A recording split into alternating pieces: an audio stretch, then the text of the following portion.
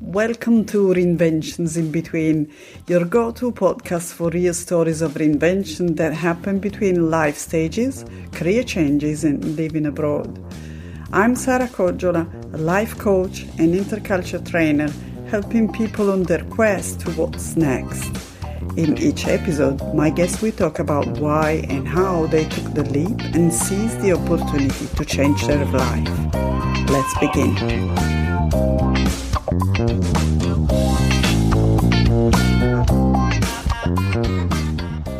So that was the big challenge, was just really trying to sort out who I was when I no longer had the big company and the title attached to my name.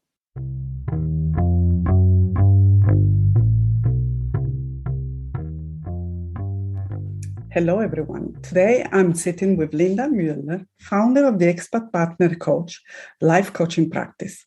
Her own expat partner journey led her to trade her traditional corporate career path for a life of adventure in Tokyo, Abu Dhabi, and London. She's now repatriated in Chicago.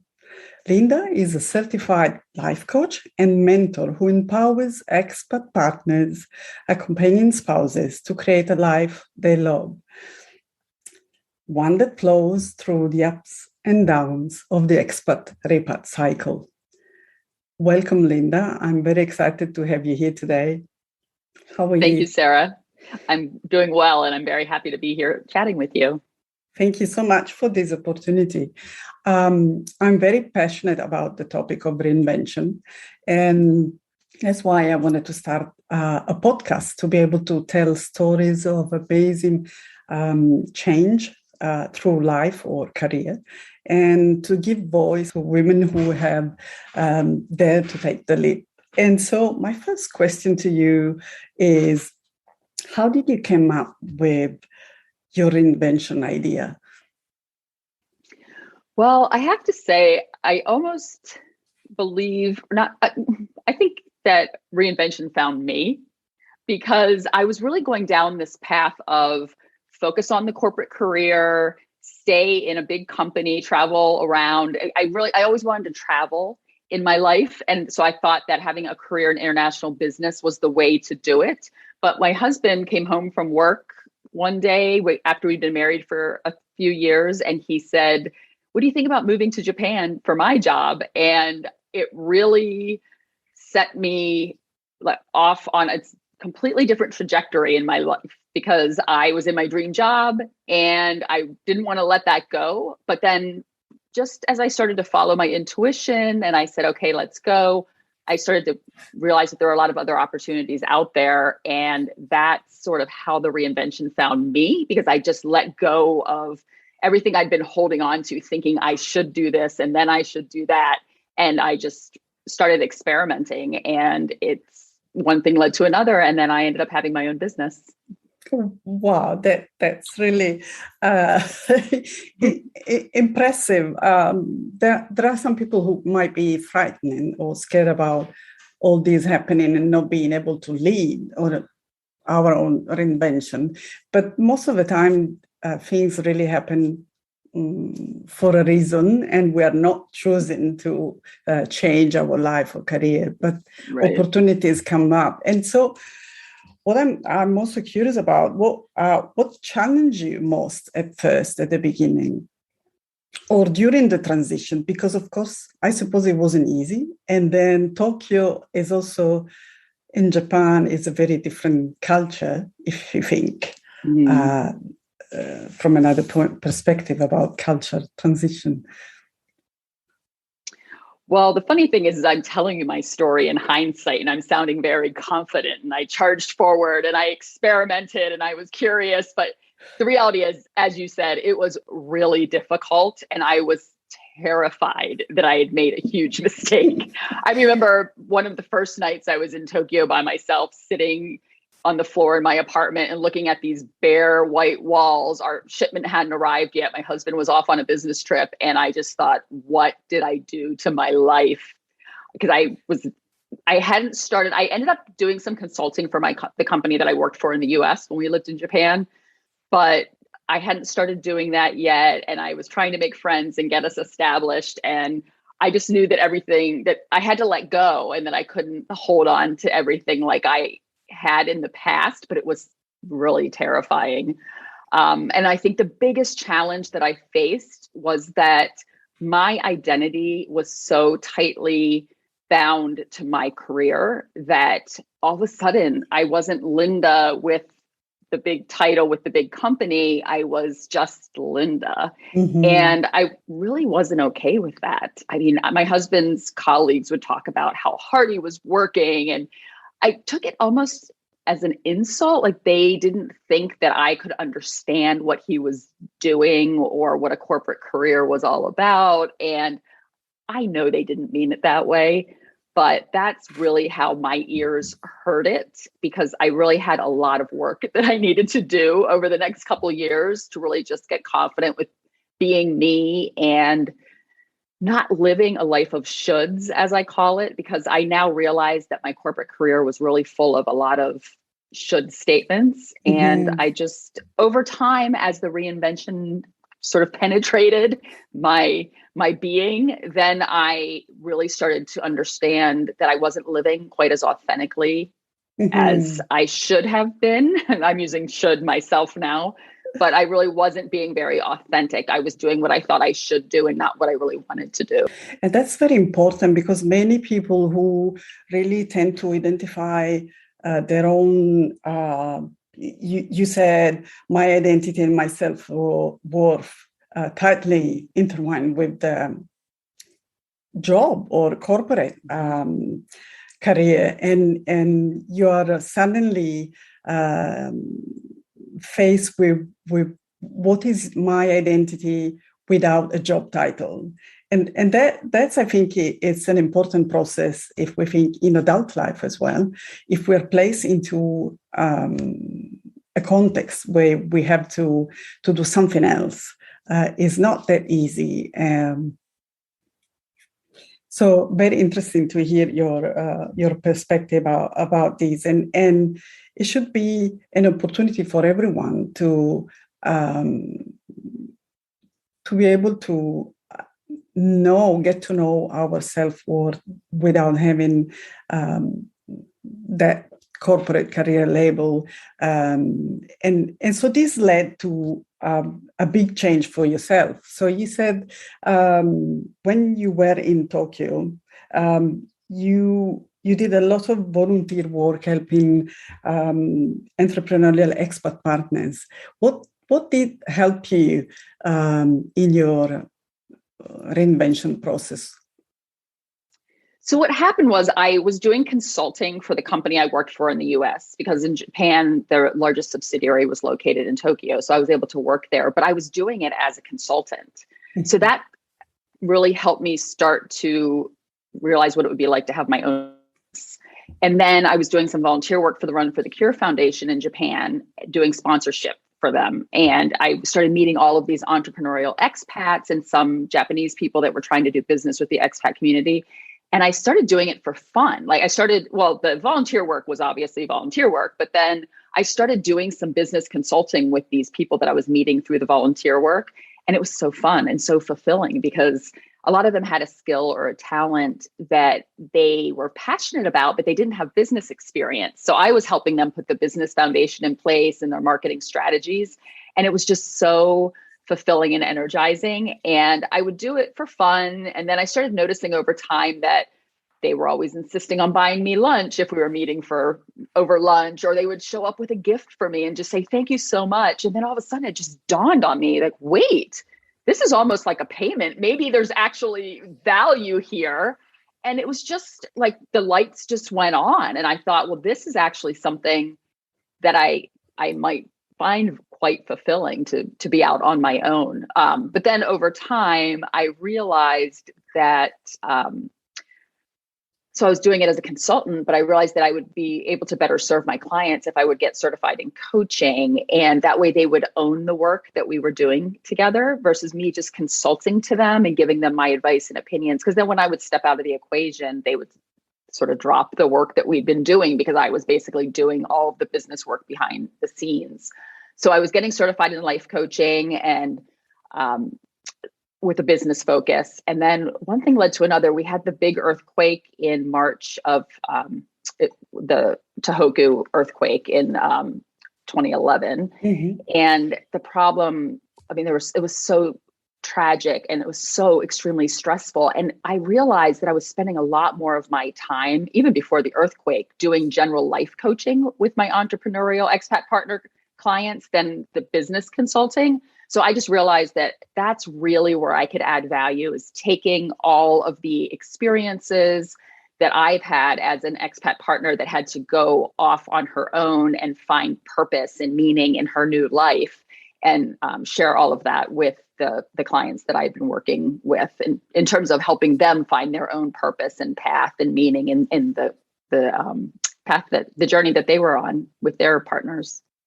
And that's one of the things that fascinates me, on how, when we are placing in or given new opportunities and we work with other different skills, and it's something that I teach also in my reinvention webinars, on how to rethink or repurpose all these skills that becomes transferable skills. So what we are capable of doing in one given context, and the switch of shifting the perspective, how can we apply it in a different setting, in a different country, with a completely different type of client, if we are, for example, selling services instead of products. Is it something, I suppose, that you also use in your coaching practice?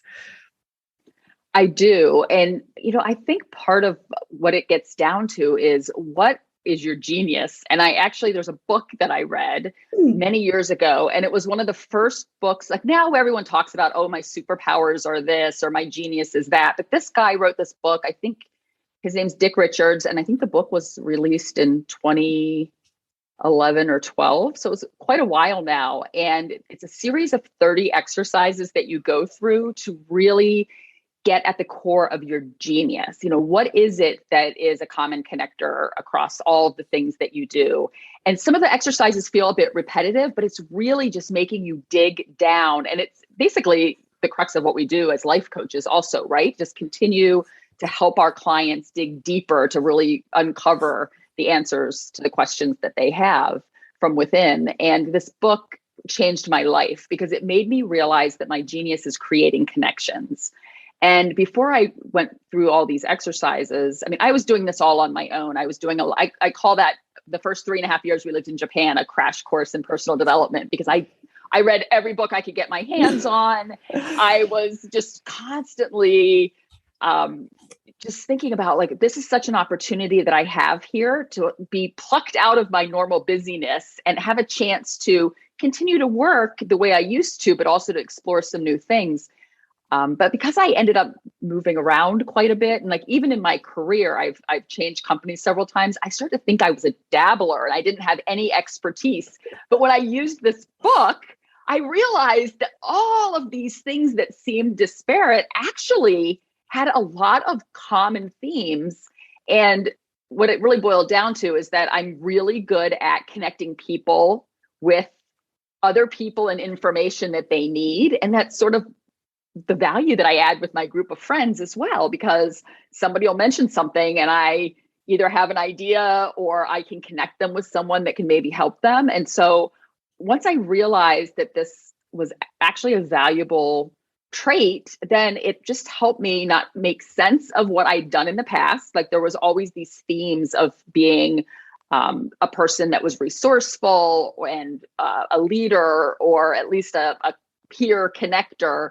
And then it just made sense of my whole career, maybe even my life. And I built everything I've done since I found this knowledge. I have been really using it to make me feel secure with the decisions that I've made, because I feel like anything I've taken on since then, if I feel like I can use my ability to create connections, both with people, myself, and then also with other people and information that they may need, that I know I can be successful. I love this new definition of your superpower, making connections. I really think that for an expat partner, being able to reinvent and find a new identity or a new career is a superpower For sure. itself. And with this podcast and the vision that I have to tell these stories, to encourage and inspire, is also to really let all the people know out there that they have other opportunity and with work that they can do, like the self-development, personal development that you have been through, is a great process. And we have a lot of additions of what we are already capable of doing. So it's really exciting in every aspect. There's also, of course, the scariness of the beginning, the challenges. We don't want to tell that everything is easy. No, absolutely. But how meaningful is this process on a personal level as well? It's really something that I want to highlight. And I like the fact that you said through the conversation and the questionnaire we were working together, this was a great part of your personal development, going through this process. And it's something that not everyone considers. So I really recommend people to go through and consider it. Thank you for sharing your research about your genius at work. We will add it to the show notes so people can have a look at it and find this research. I really like another thing that I liked that you mentioned before were your values about authenticity. You said at the very beginning, and values is something that we all use a lot in coaching practice. Do you want to tell me more about this? So I use my values as a filter for every major decision that I make. Now that I've aligned my values with my actions in my life. I think in the past I would have shopped for values like, oh, I should say I'm an honest person and I should say that I value family. But going through the different value exercises that we all go through when we're training to be coaches and then with our clients, it's really getting down to what is important to you. And if you have your actions aligned with what's important to you, it makes life so much easier. I mean, I realized when I was younger, I loved my career. I never thought I'd walk away from it. And it was so important to me.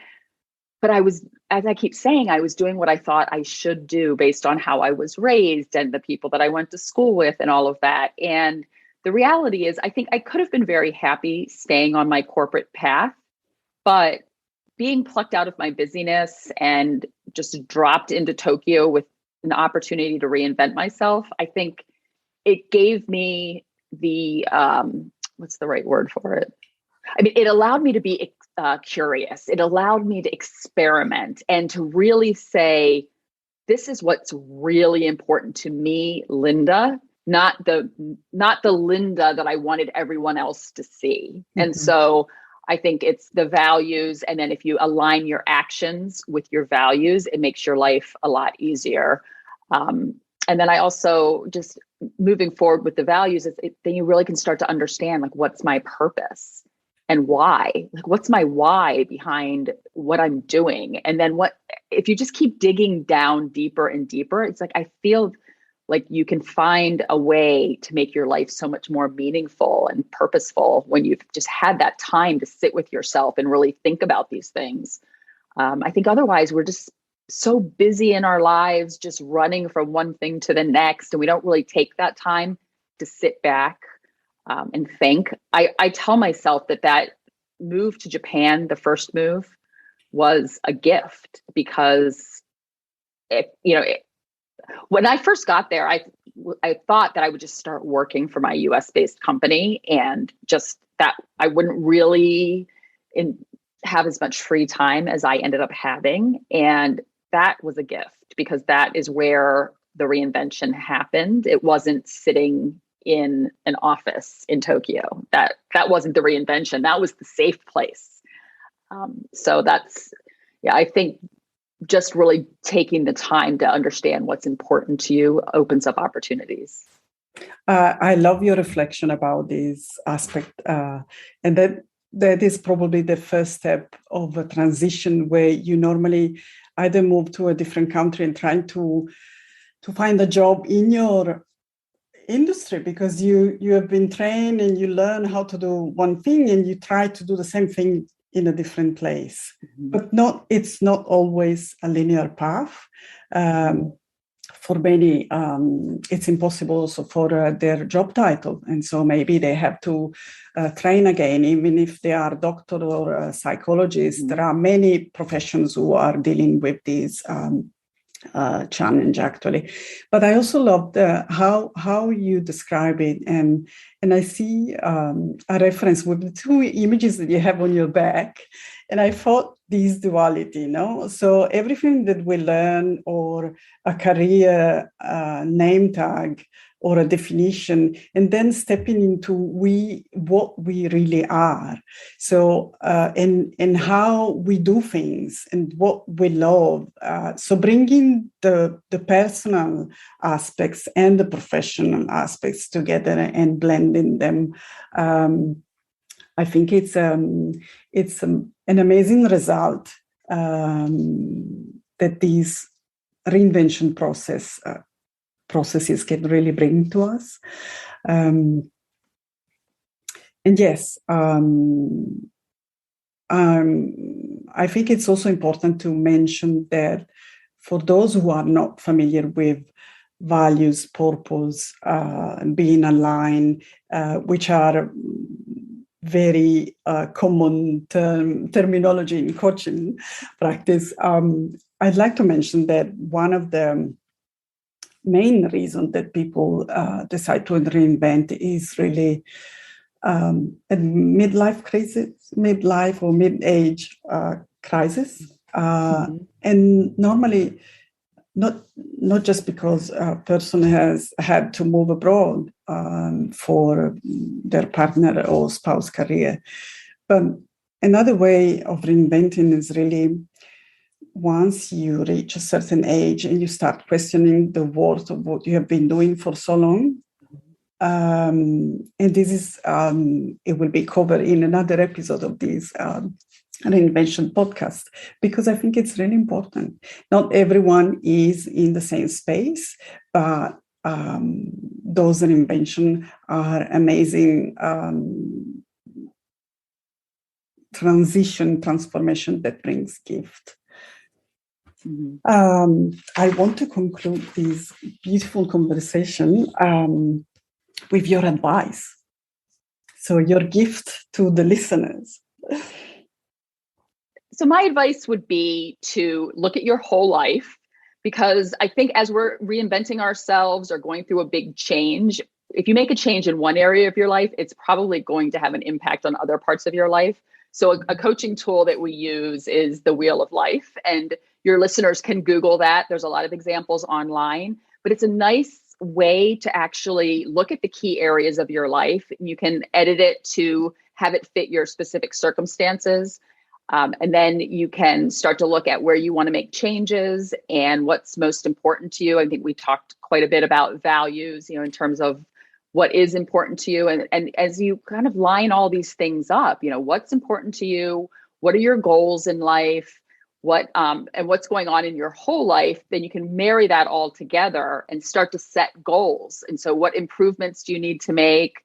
What goals do you have that you want to achieve?